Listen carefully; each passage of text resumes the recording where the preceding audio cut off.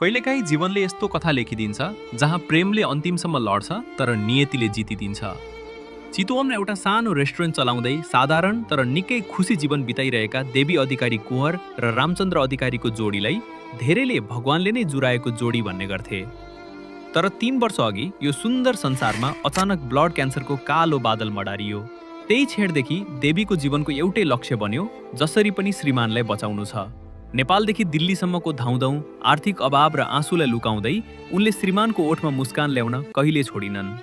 हँसाइरहेका, नाचेका र खुसी बाँडेका भिडियोहरू हाल्ने गर्थिन् ताकि रामचन्द्रले हिम्मत नहारुन्। तर विडम्बना, हिजो रामचन्द्रले यो संसारबाट बिदा लिनुभयो। शरीरले हार माने पनि देवीको यो निस्वार्थ माया र त्यागले प्रेमलाई सधैँका लागि अमर बनाइदिएको छ। के साँच्चै प्रेम हार्यो त? सायद होइन, किनकि यो त्याग र सङ्घर्षले साँचो प्रेमको परिभाषा सिकाएको छ।